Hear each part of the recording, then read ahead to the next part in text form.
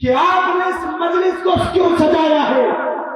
برادران ملت اسلامیہ، جیسا کہ میں نے حوالے گفتگو میں عرض کیا کہ سید صاحب قبلہ کی طرف سے حکم ہے، ان کی طرف سے یہ مطالبہ ہے کہ گفتگو اصلاح معاشرہ پہ ہو۔ اصلاح معاشرہ یہ دو الگ الگ لفظ ہیں اور دونوں ہی عربی کے ہیں۔ اصلاح جب کسی چیز کے اندر بگاڑ اور فساد پیدا ہو جائے، اسے ٹھیک کیا جائے تو اسی ٹھیک کیے جانے کو اصلاح کہا جاتا ہے۔ اور معاشرہ یہ مفاعلہ کا صیغہ ہے، اور مفاعلہ کے اندر ایک خصوصیت ہے کہ اس کے اندر اشتراک کا معنی پاتا ہے۔ یوں سمجھے کہ معاشرہ جس مفاعلہ کا صیغہ ہے اسی کا دوسرا ایک صیغہ مکالمہ ہے، یعنی گفتگو کرنا، محادثہ کرنا۔ محادثہ بھی ایک اسی کا صیغہ ہے۔ اور گفتگو کے لیے کتنے لوگوں کی ضرورت ہوتی ہے؟ ایک شخص تنہا اگر گفتگو کرے اور اس کا مقابل کوئی نہ ہو، اس کا کوئی جواب نہ دے، تو اس کو شخص نہیں بلکہ پاگل کہا جائے گا کہ اکیلے میں کیا بڑھ رہا ہے۔ تو گفتگو کے لیے مقابل کی ضرورت ہوتی ہے، مخاطب کی ضرورت ہوتی ہے جو خطاب کو سنے، گفتگو کو سنے۔ تو اب معنی یہ ہوا کہ جس طرح مکالمہ کے لیے، محادثہ کے لیے ایک شخص کی ضرورت ہوتی ہے، اسی طرح معاشرہ کے لیے بھی چند لوگوں کی ضرورت ہوتی ہے۔ تنہا ایک شخص اگر کسی چکیل میدان میں جا کر بیٹھ جائے، بیابان میں، جنگل میں، تو پھر اسے معاشرہ نہیں پاتا ہے۔ لیکن اگر وہی چند لوگ جا کر بیٹھ جائیں تو جس جگہ چند لوگ ہوں ان کے اس ماحول کو معاشرہ کہا جاتا ہے۔ اگر ہم اور آپ یہاں چند لوگ بیٹھے ہوئے ہیں تو ہمارے اس ماحول کو کیا کہا جائے گا؟ معاشرہ کہا جائے گا۔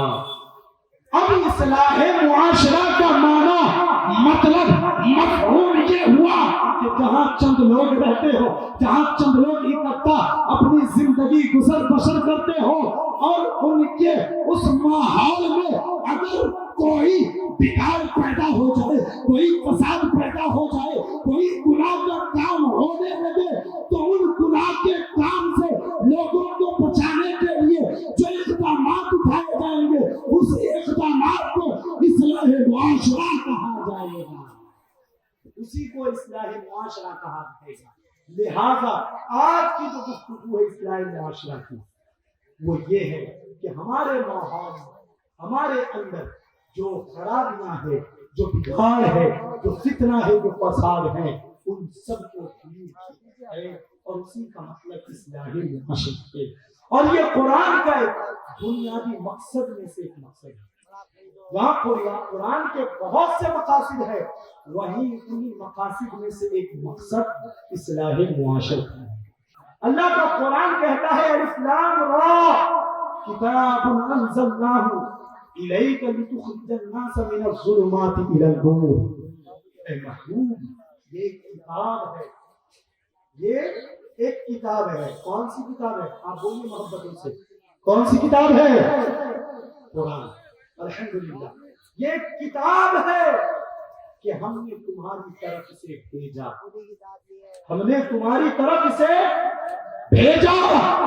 ابھی ہم نے عرض کیا کہ قرآن کے نزول کے بہت سے مقاصد ہیں، انہی مقصدوں میں سے ایک بنیادی مقصد اصلاح معاشرہ ہے، یعنی ہمارے معاشرے میں، ہمارے ماحول میں، جس جگہ ہم رہتے ہیں، جس سوسائٹی میں ہم اپنی زندگی گزر بسر کرتے ہیں، اس معاشرے میں، اس سوسائٹی میں اگر کوئی بگاڑ پیدا ہو جائے، کوئی فساد پیدا ہو جائے، کوئی فتنہ پیدا ہو جائے، ہمارے اندر اور آپ کے اندر اگر کوئی گناہ پیدا ہو جائے اور اس کی اصلاح کرنا مقصود ہو تو اسے اصلاح معاشرہ کہتے ہیں۔ اور ہم نے کہا قرآن کے بہت سے مقاصد میں سے ایک نزول مقصد یہ بھی ہے کہ جب انسان کے اندر بگاڑ پیدا ہو جائے تو اللہ کہتا ہے کتاب انزلناہ الیک، اے محبوب ہم نے آپ پر یہ کتاب اس لیے نازل کی، اے محبوب آپ پر قرآن اس لیے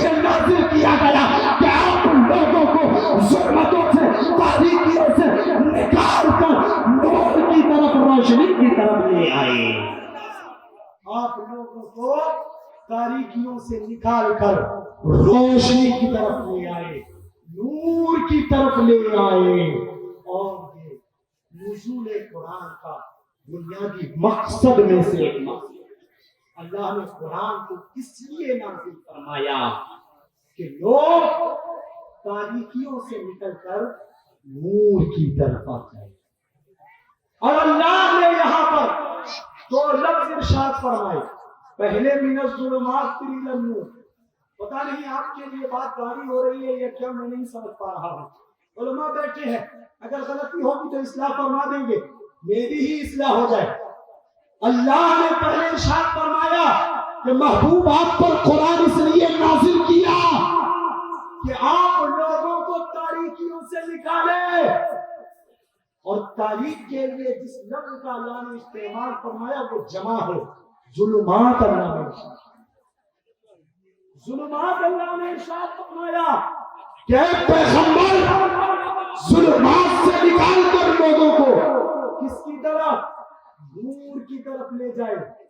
जुल्मात जमा है और नूर वाहिद है, जबकि जुल्मात के साथ चूंकि जुल्मात जमा था तो फिर नूर के लिए भी जमा आना चाहिए, लेकिन परवरदिगार ने जुल्मात को जमा लाया और नूर वाहिद लाया। उसकी वजह क्या है? तो उसकी वजह सिर्फ और सिर्फ ये है कि तारीकी में कभी इंसान कुफ्र की वजह से होता है, तारीकी में कभी इंसान शिर्क की वजह से होता है, तारीकी में कभी इंसान निफाक की वजह से होता है, तारीकी में कभी इंसान बदअखलाकी की वजह से होता है, तारीकी में कभी इंसान ज़िना की वजह से होता है, तारीकी में कभी इंसान हसद की वजह से होता है, तारीकी में कभी इंसान कीना की वजह से होता है, तारीकी में कभी इंसान ग़ीबत की वजह से होता है, तारीकी में इंसान बहुत सारे गुनाहों की वजह से होता है। लेकिन महबूब इन तमाम गुनाहों से लोगों को आप निकाल कर एक रास्ते में ले आइए, जिस रास्ते को नूर कहा गया वो रास्ता कोई और नहीं बल्कि इस्लाम का रास्ता है, सिराते मुस्तकीम। वो कोई और नहीं बल्कि सिराते मुस्तकीम है। वो एक मजहब इस्लाम है। आप किसी भी गुनाह में रहे, चाहे वो कुफ्र का हो, चाहे वो शिर्क का हो, चाहे वो निफाक का हो, चाहे वो किसी भी चीज का गुनाह हो, कुरान के नुज़ूल का मकसद ये है कि पैगंबर आप उन्हें इन तमाम तारीकियों से निकाल कर नूर की तरफ ले आए।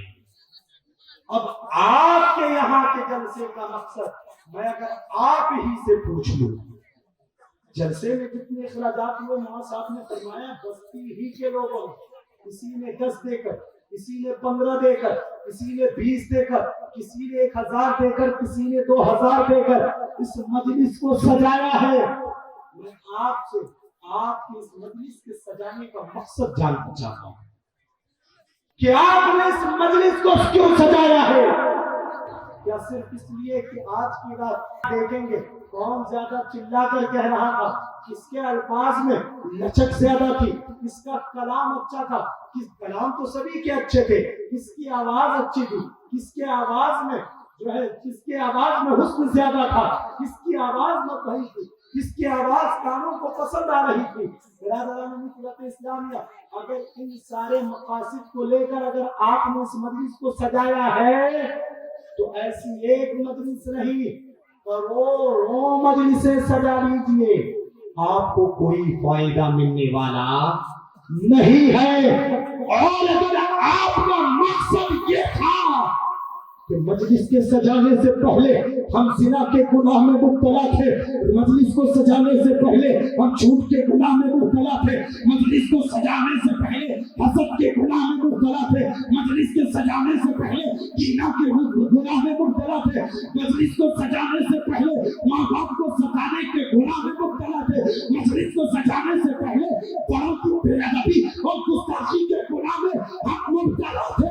तो आओ 30 नवंबर की रात को अपने मोहल्ले में गौसे-ए-आज़म की मजलिस सजा कर इन तमाम गुनाहों से तौबा करें।